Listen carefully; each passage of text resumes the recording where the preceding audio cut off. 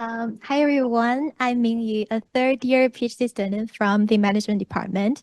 I'm super excited to share with this ongoing project with you that is collaborated with Professor Brad Bitterly and Professor David Hagman, who's sitting right over there. Um, all right, so a quick backstory. I'm sure you're all familiar with this. As ChatGPT was released in November 2022, um, so generative AI entered the public eye, and it quickly called the attention of a bunch of young tech-savvy students who soon find one of its greatest use is to use it to help with their school assignments. Universities were panics. Most of them soon banned ChatGPT to prevent students from cheating with it. However, soon after, led by Hong Kong UST, a bunch of units realized that banning is never the solution. So they decided to embrace technology and teach their students how to utilize AI as a learning tool.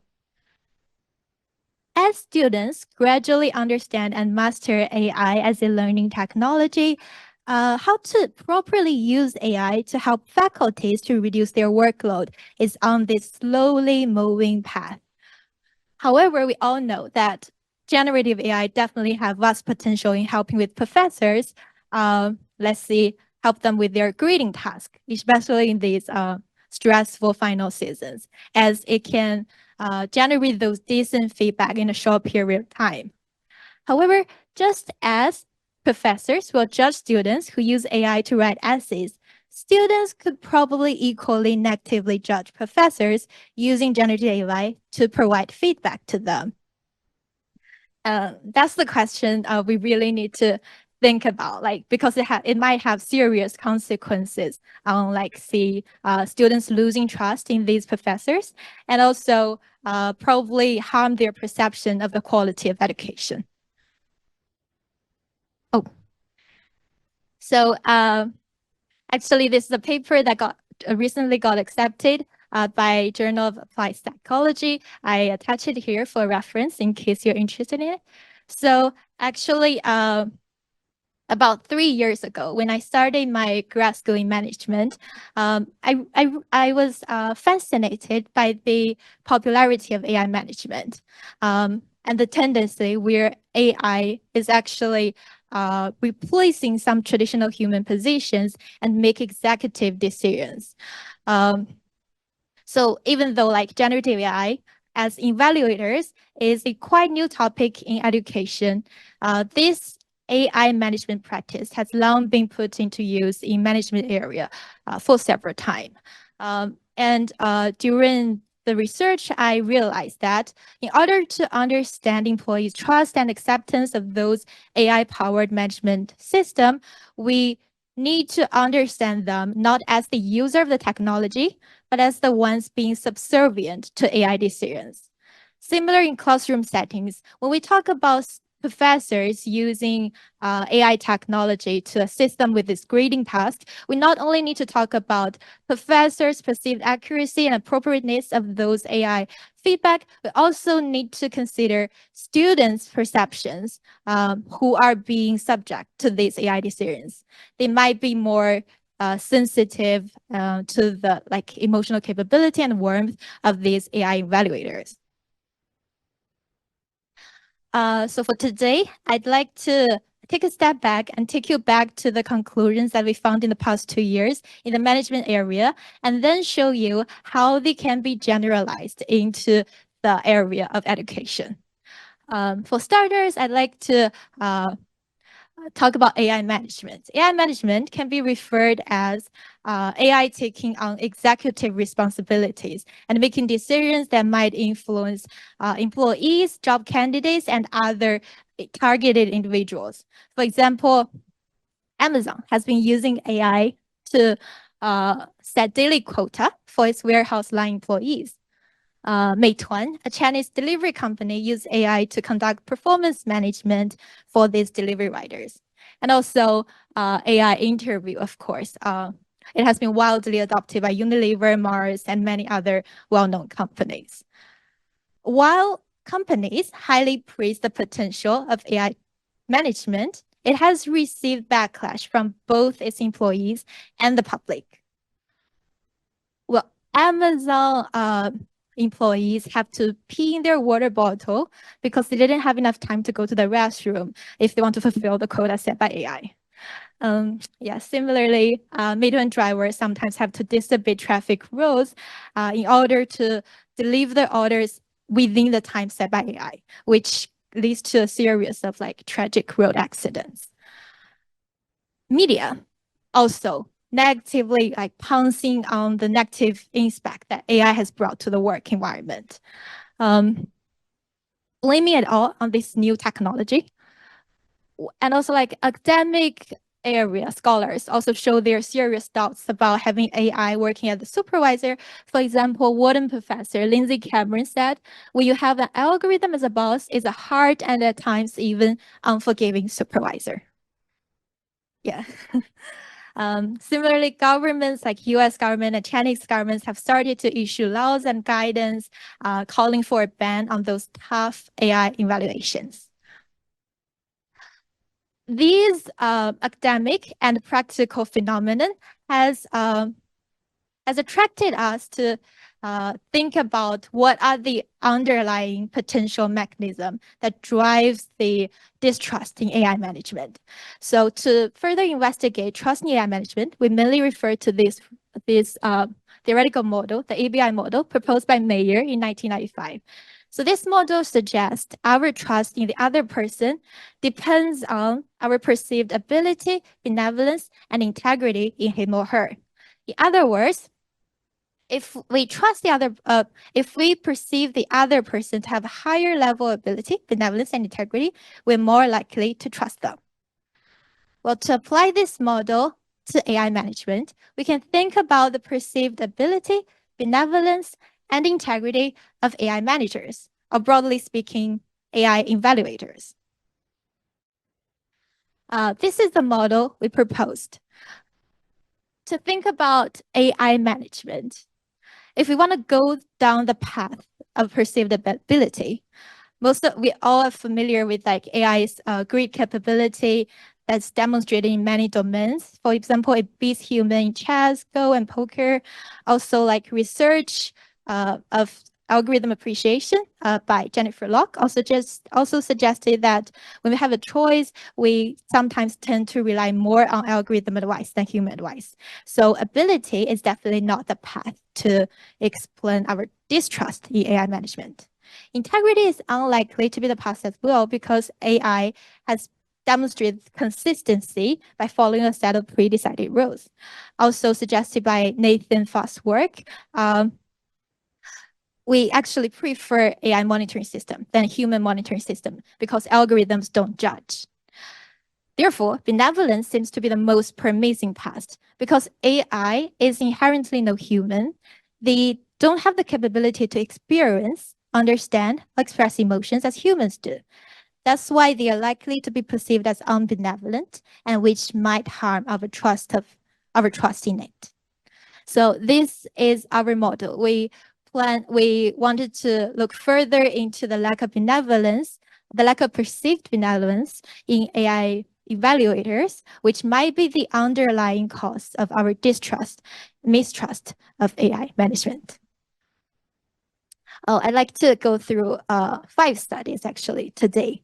So for studies 1, 2, and 4, they are conducted in the management area. And for studies 3 and 3B, they are in the setting of classroom. All right, so for study 1, we mainly want to solve the 2 questions. First, the delivery writers, the living samples under AI management, trust this management mode. And second, like how perceived benevolence is gonna impact their trust in AI. Well, China has a large online food delivery market. It has been provide revenue for 7 million delivery riders actually in 2023. So we interviewed 17 delivery riders and 3 station managers. And found out actually delivery riders fall mainly into 2 categories. So The main difference between these two types of delivery riders is the way they're being managed. For one type of delivery rider, they are under AI management, which means they are solely managed by this platform AI-powered management system. The AI is gonna automatically provide delivery orders to them and gonna conduct performance management for them. Also, they are gonna find them if they have a late delivery. They don't have a human manager in the process.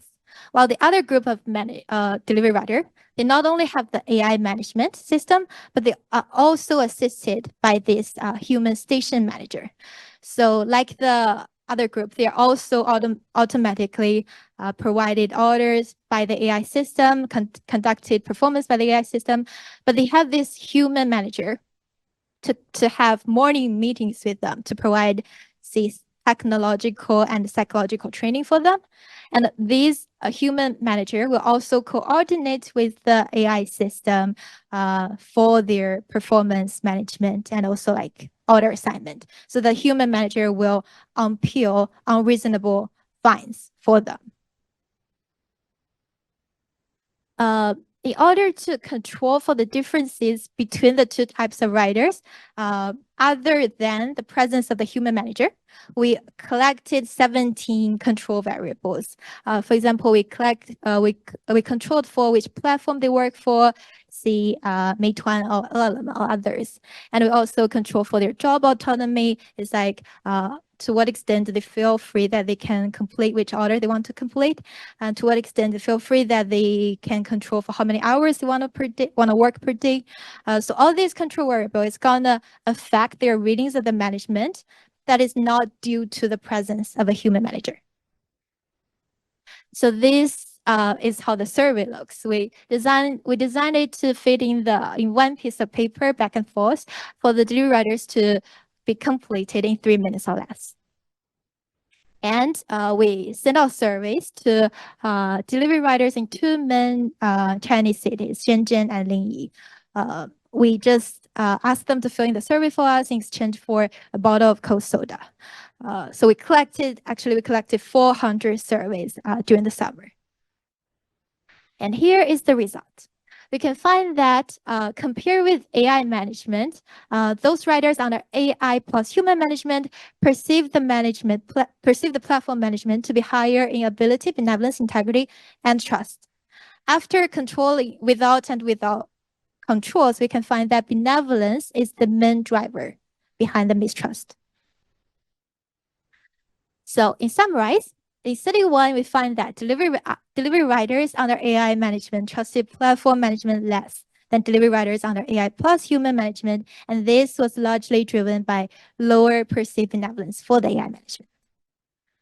However, in study one, we have two main limitations. The first limitation is although we try to control for the confound by collecting control variables, given the nature of survey responses, there is also concerns for potential reverse causality and also omitted variables. So we decided to run a pre-registered experiment to test the causal effect.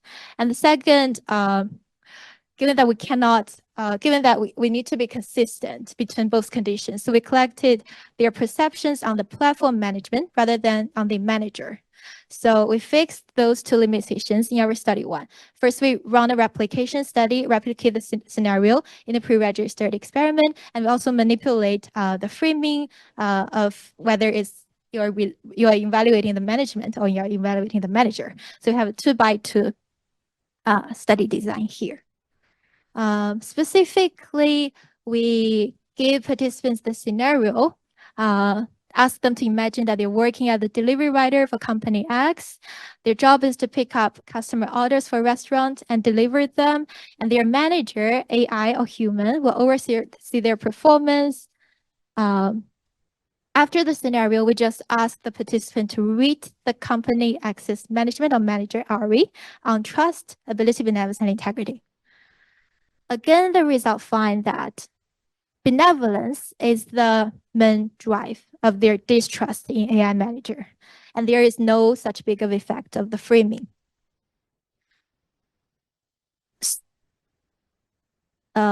after the regression, we can see that the interaction is not significant. And then after the mediation analysis, here we actually find that both ability and benevolence is driving their distrust in the AI manager. To summarize, we find that in study 2, again, participants rate AI as less competent and benevolent than human management, and thus trust AI management less.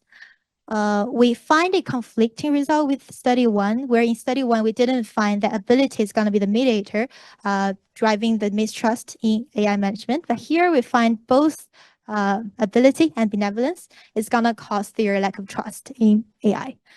We believe it's probably because in study 2, in this hypothetical scenario, they're not familiar with AI technology. And it's probably the familiarity in AI management in study 1 caused them to perceive AI technology as higher in ability, so that they have like greater confidence in AI's ability. Combined with study 1 and study 2, the results actually, from the results, we can infer that familiarity with AI can probably enhance our perceived ability in it, but not perceived benevolence in it. Study 3. So study 3, we really have two purposes. The first one is like we want to replicate this finding in classroom setting.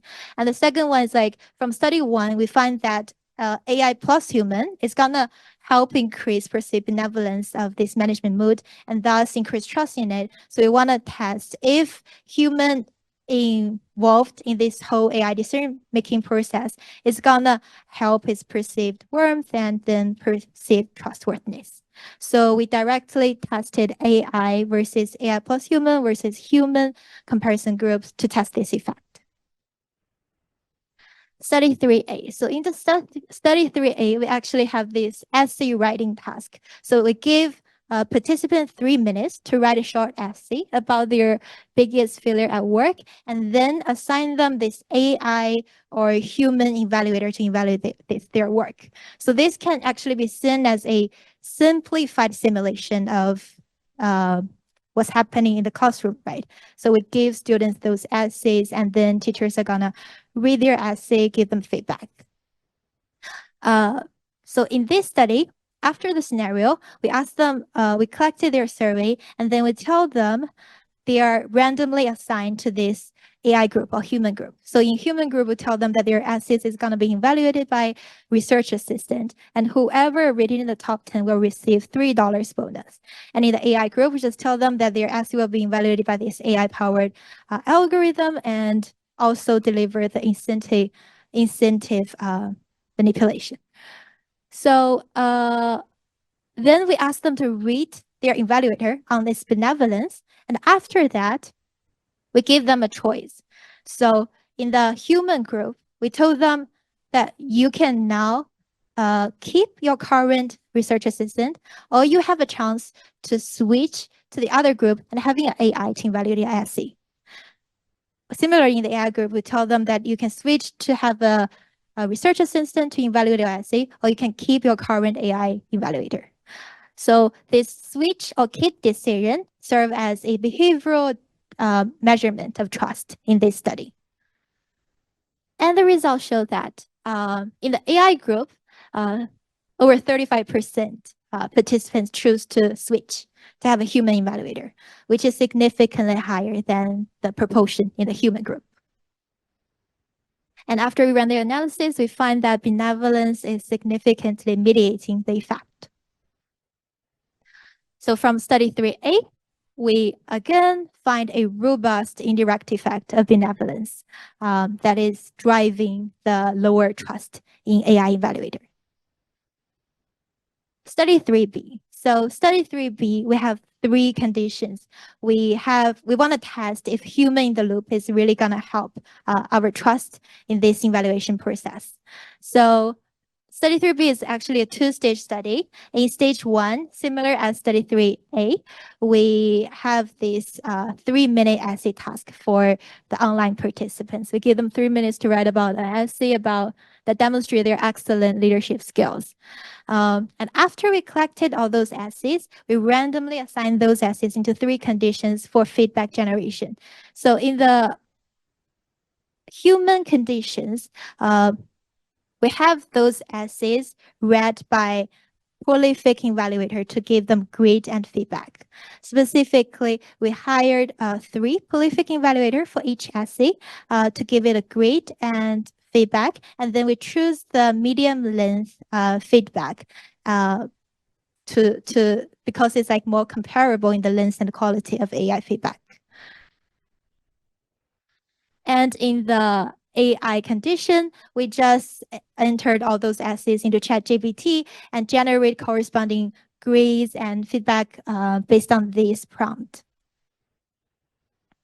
In the AI plus human condition, we first have all these essays. We entered all these essays in ChatGPT and generate grades and feedback. And then we hired 3 prolific evaluator per essay to approve or revise the ChatGPT feedback.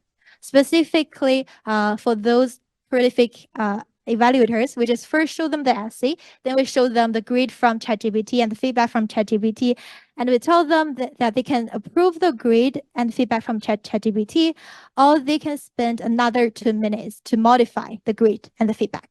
So we designed the study this way we designed the study this way to bait the participants to just approve the AI feedback, so that between AI and AI plus human conditions, we can compare if it's the perception of human in the loop actually is going to affect their trust in AI, or if it's the actual quality changed by human, to rule out the effect that is actually human in the loops change the quality of the feedback. And the result is like this. So we find that the perceived competence among 3 groups, there's no difference among 3 groups. We find that AI plus human condition is perceived to be warmer than AI condition, while human condition is perceived to be warmer than AI plus human conditions.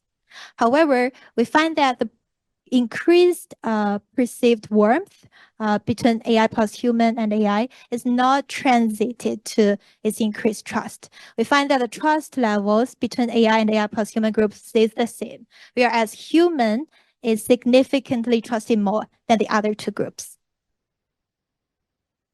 We also collected several questions in terms of feedback quality and found that for all of them, there is no difference between human feedback and AI plus human feedback. But for those little blue stars, we find that for human groups, they are rated as significantly lower in terms of good at giving feedback on creative writing than AI evaluator. Whereas for AI evaluator, they are significantly rated higher in terms of feedback satisfaction and feedback supportiveness than their AI are really lower in terms of feedback satisfaction and feedback supportiveness than human. But there is, again, no difference between AI plus human and human groups. So from study 2B, we find that AI evaluators, AI plus human evaluators, and human evaluators are perceived to have the same level of competence. We also find that AI plus human evaluators is perceived to be warmer than AI evaluators, whereas human evaluators is, again, warmer than AI plus human evaluators. But we failed to replicate the finding that we find from study 1, where AI plus human evaluator is going to be perceived as trustworthy, more trustworthy than AI. And we think the potential reason could probably be first, in study 1, first is probably because whether they are whether it's transparent for the human responsibilities in this AI plus human mode. So actually in study 1, the delivery writers are well aware of the responsibilities of the human managers, but here in this study, we did not give them details of what the human feedback giver is going to do. So it is highly likely that they're just going to assume that the human evaluator is just going to take the AI feedback and deliver them without making much contradiction to it. And the second is probably because of ceiling effect, because in this study, they actually rated around 5 out of 7 in terms of trust for those AI and AI plus human evaluators. And in this task that is like gonna take 8 minutes and they're gonna earn about $1.2 for participation. So we were thinking probably a real classroom setting where students care about grades more will show a more pronounced effects. And third, we were thinking there might be potential contextual factors that's gonna influence this relationship. Therefore, in study 4, we tested one of the contextual effects. That is whether the context calls for empathy or not. So this study is actually motivated by the Vanderbilt student events that happened February in 2023. So this is actually, so after a campus shooting at Michigan State University, the office from Peabody College sent their students an email to express their support. But this email actually received backlash from students because they forgot to delete the paraphrase from a ChatGPT model at the end. And the associate dean just immediately apologized and say that so it is a poor judgment to use ChatGPT to send emails in those time of sorrow. So that brings up to us question. Given time, I'll be quick on the results. So when it matters, we orthogonally manipulated if the manager is AI or human, and if the context calls for empathy demand or not. So briefly speaking, we asked participants to imagine that they work at company X. If they want a time off, they need to submit those time off forms. And so in those high empathy demand contexts, they want time off because their mother passed away and they need time to deal with funeral stuff. And in the low empathy demand, we just tell them that they want time off due to vacation. I asked ChatGPT to generate the emails approving their time off request.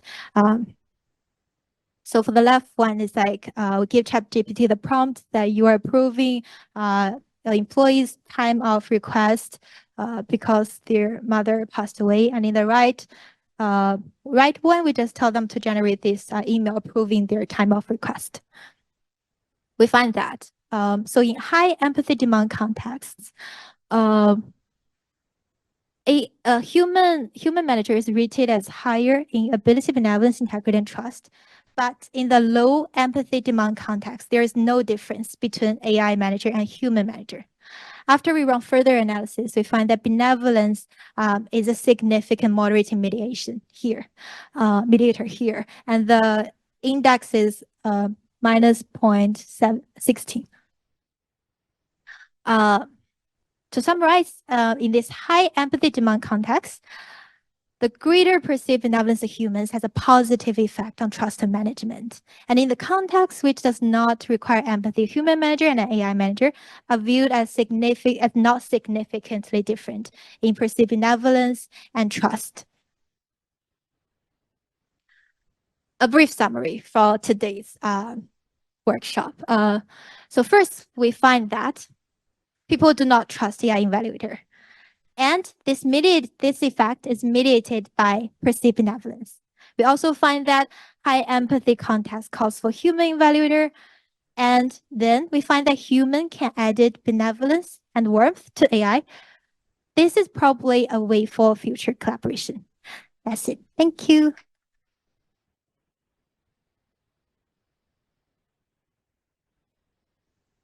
Fantastic. Thank you. I'm going to open it up to questions. Anyone have questions?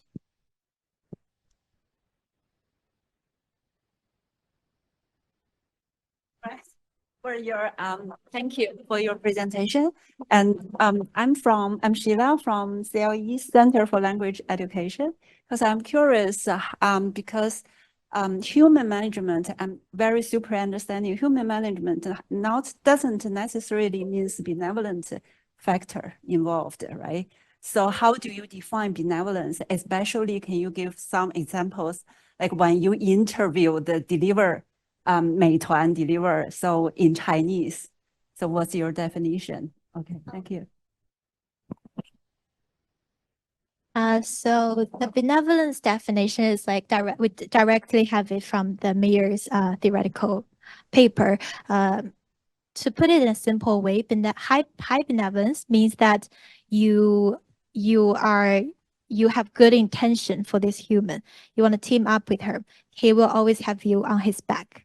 Is this good intention of altruistic helping can be perceived as high in benevolence. And the major theoretical mediation to people's lack of perceived benevolence in those AI evaluators is because we find that their lack of capability in terms of emotional experience. So we find, so we all know that emotion are important social signals in workplace, but because AI's emotional expression is all based on those pattern analysis and mimication. It's not based on the sentiment to really experience the events before feeling the emotions the participants are feeling. So it's always recognized by human for this limitation of incapability to feel and experience emotion, and thus perceived as lack of intention for altruistic helping behaviors, which cause them to be perceived as lower in benevolence and thus trusted less.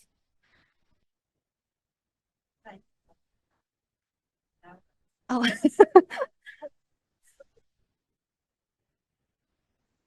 Yeah, of course. So for the surveys we delivered, I believe the benevolence translated Chinese directly is 仁慈. And we collected the variables we collected is about warm. Wait, I have this. Warm, good-natured. Translated in Chinese like 温暖的、善良的. Yeah. Thank you. Yeah, any other questions? Have you tried setting different temperature for the AI responses to see if the level of benevolence will have a difference? This is a really good question. Actually, for our recent study where we have the answers, the feedback generated by AI, we compared it with the human feedback in terms of emotional coding. So we actually find that AI used more emotional words, both positive and negative, than human. So human give like more natural feedback, and that's not helping with this perceived warmth. Kind of following up, it's not, I mean, that's a good question. I think that's an important thing to consider. I mean, also because generative AI tools, depending on which one you're using, has a different content policy, and they're designed to have a different tone or warmth or whatever, right? Based, like Anthropic will reply differently than ChatGPT and so on. So that's an issue. The other issue is, do students know when they're being given feedback by AI? So I'm wondering if you've thought about exploring whether or not they can identify the feedback is from an AI or not from an AI, and whether that correlates to the other studies of saying, I don't feel any benevolence, this and that, and see if they correspond. Do you see what I mean? Yeah. Have you thought about that? This is an interesting aspect. Actually, whether to disclose or not disclose AI is an ethical question. But there is a recent publication in PNAS. So this paper actually find that without disclosing AI feedback, the perceived quality of the response. So participants feel they are heard by AI compared to human. But after disclosing AI, the effect is gone. So there is those deployment versus disclosure effect currently. And it is really an important question for us to consider whether or not we should disclose AI, like AI in the context. Well, from my perspective, I think it's necessary to disclose AI to avoid, say, fraud in the future. Imagine like imagine a mom got a call from a voice similar to her son, asking for money. If it did not disclose this is the AI generated voice, it's gonna cause some, negative outcomes. Yeah. You're absolutely right. I think ethical issues and implications are very important, and I agree with you there. I'm just curious about from the perspective of how much it's their perceived a bias in their perception, right? Whether they're aware if they're making that judgment because they know it's AI, and if that would be the same if they didn't know if it was AI, right? That's the only thing. But you're right, there should be some disclosure. Brad, you wanted to. Also, we haven't explicitly looked at it yet, but we have like one of the studies that we ran, I think it was 3B that was presented, where it was the 3 groups. We even received an email from one of the participants that was in the human feedback condition saying, was that actually from a human? Because I think they're so used to just getting from psychologists using deception, and I am a psychologist who's used deception, unfortunately. They're so used to not getting the feedback that, yeah, I think on both sides, like I'm not sure how well people are calibrated. I think it's a useful question to look at because it can cause error on both ends. Yeah. Yeah, go ahead. I'm Linda from CLE, also Center for Language Education, but I teach English. So you see the second part of the test, you talk about using human and also human plus Gen AI for feedback on essay. So how far? Do you think, for example, if we apply to HK UST context, if we ask AI, okay, to provide feedback to students, do you think you see students will accept it, or will they accept AI plus human? Because in the last EI session, we talked about, you see, how we use the AI tools to produce the first layer of feedback, and then the teachers touch it up. Because it seems to my students, I think they will not accept the AI. I totally agree. That's exactly what our results shows. So even having a human involved is not changing its perceived trustworthiness for now. But this is just, as I said before, an online experiment. We plan to run several field studies, actually delivering students these AI feedback and see how they are gonna react to it. So we'll gather more evidence, I believe, in the next terms, probably. Or a question, and then we'll wrap it up because we're almost out of time. Yeah. It's not really a question. It's just share some thoughts in response to your question about the bias, right? One of my former PhD students, he already graduated 3 years ago. We did a project on using AI versus human as a recruiter in selection interview. We run 5 or 6 experiments. So we find actually something very similar. So basically, people perceive the AI recruiter as less warm. So, and in terms of competence, actually, the findings was mixed. And there are some difference in terms of the response of students versus working adults. We find actually using Hong Kong student samples versus using the working adults, there was some difference in the response. But more broadly, I think I agree with your point. There is some bias, and that's beyond the study we did per se. Based on the literature, I'll give you an example, right? In terms of rating of competence, I mean, certainly AI is not always competent, and it's more competent in every aspect. We had qualitative data showing where actually human is more competent than AI in doing evaluations. For example, people see if you're using human, and you can make a more holistic evaluation, because there are certain aspects it's difficult for AI to assess and quantify, right? So, but there is a bias there in terms of people's, sometimes it's just people's bias rating of AI and rating AI down in terms of competence. I mean, there are lots of research in marketing actually showed, even though the AI doctors, they provide a more accurate diagnose predictions, but people still prefer a human doctor. That's clearly showing the bias, right? You tend to trust somebody who is less competent simply because the person is a human, right? So there is a bias, I think, in terms of rating perception of the competence of AI. Now, in terms of trustworthiness, my sense is that there is also bias, some bias involved in humans' ratings perceptions. I don't have direct research empirical evidence yet, but my hunch, my suspicion is that there could be simply some social identity, the category, social categorization effect. So we might simply, because the AI is not human, right? Without any interaction, right? Because including the experiments we did, there's really no interaction or not much interaction between the participants and the so-called AI recruiter or selector, and they just rate them as less warm. I mean, how come? I mean, you don't, right? How do you judge whether the person actually is less warm when you actually have little interaction evidence?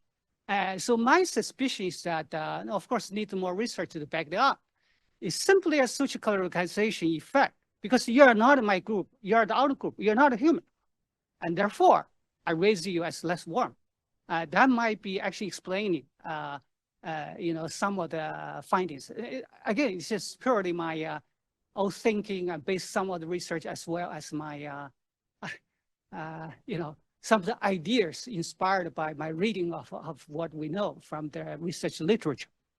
Thank you. That's really interesting. I think there are multiple factors that we need to be considering as the more and more we interact with smart machines and rely on the feedback from smart machines. We need to be aware of these multiple factors.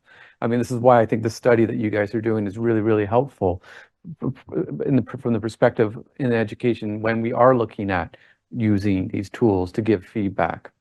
What are the implications? What should we be aware of, right? Is the AI human or only human method? Which one is better? What are the constraints and so on, right? So this is informative. There's still so much we don't know. I think coming back to what Jack said, AI literacy is becoming increasingly important, right? In my own conversations with students, both the students who make use of AI and are also skeptical of AI, I find both ends, they tend to still have a misunderstanding of how large language models work. And because of that, they evaluate, and their own bias of the output is not complete. Sorry, their evaluation is not complete. It's slightly biased. So for example, a recent conversation I had with a student, they said, oh, I love AI because it summarizes literature for me and helps me really get an idea of all the literature I have to read from my context. I don't rely on it, but it still summarizes.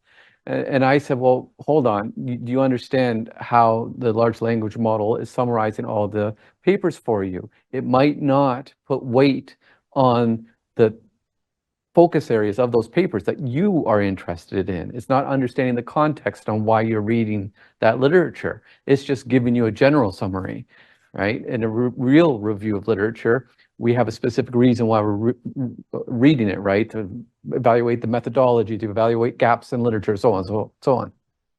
So not understanding that large language models won't summarize unless you specifically work at it in that way, then gives you the false idea of how effective they are, right?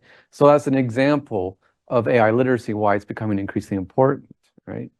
I'll stop there because we'll have more workshops on this. I think it's so new and there's a lot to talk about, but I want to give a thanks to both of you. Thank you very much. We need more projects like this because there's a lot we don't know and it really helps.